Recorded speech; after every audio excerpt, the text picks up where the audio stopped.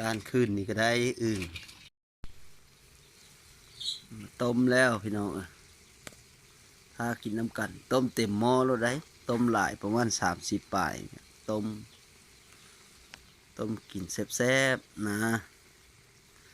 ต้มสุกคักๆแล้วก็เอามากินนะพี่น้องกินน้ำกันเด้อ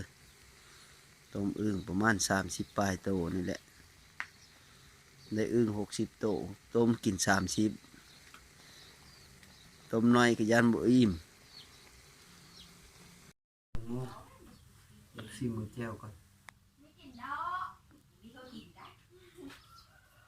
แก้วก่อนมันแค่มันมาพี่น้องกินต้มอึ่งน้ำกันต้มอึ่งในไข่เลยกินแบบแซ่บๆยังหอนๆ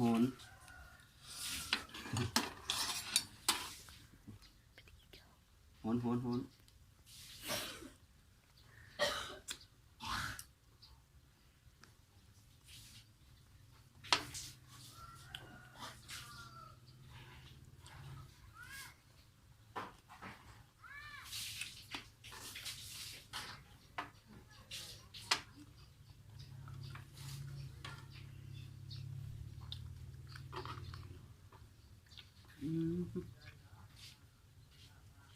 นี่คือ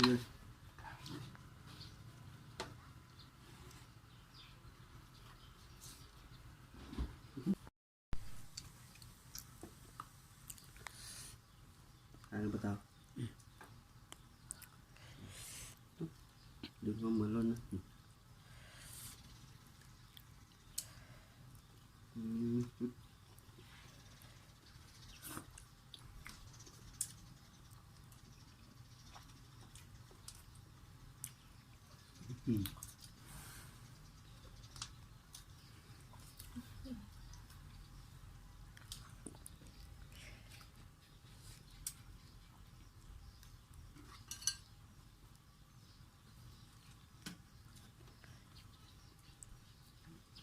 กูไม่กล้า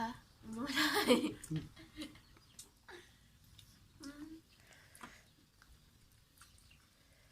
ร้อนโคตรมายังแซ่บต้มอึ่ง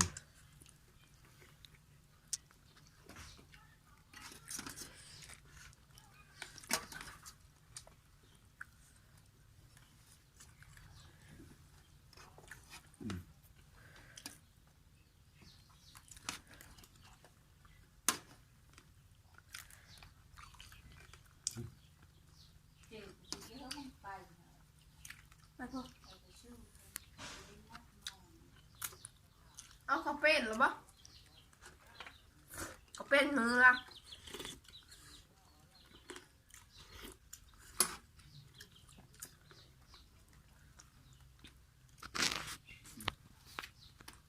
สุดยอ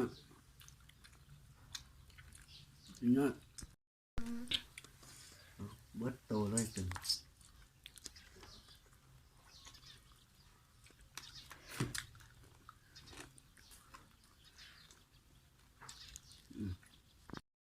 ไปก่อนจัดไปเบิดโตเลยเด้อ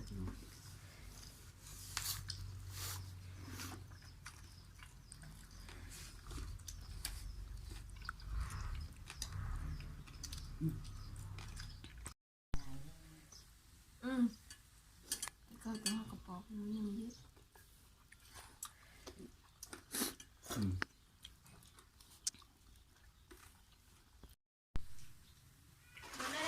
เบิดพอดี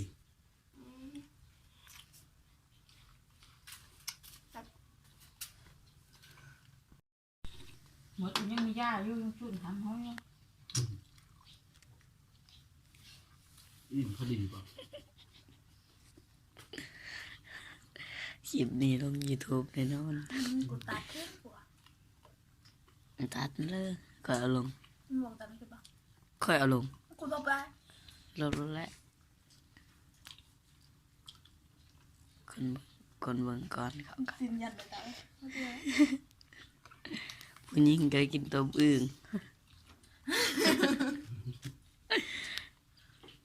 วิธีกินตัวอื่นกับคนตื่นแซ่บ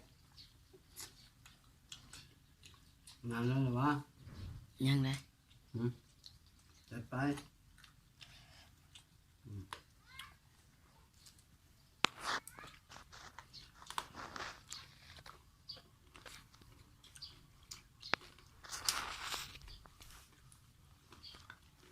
มื้อนี้น่าเลิกกะยาฮอดเชโนแน่นอน ๆคือแล้ว ว่ามื้อนี้เล่นน่าเลิกกะยาฮอดเชโนแน่นอน หมด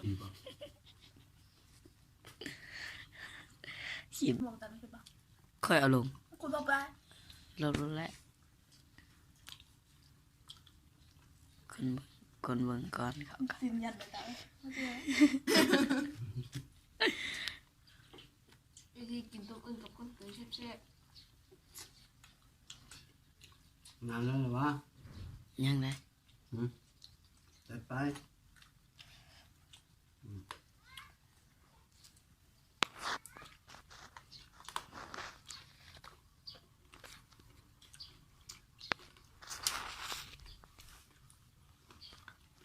มื้อนี้น่าเลิกกะยาฮอดเชโนแน่นอน ๆคือแล้ว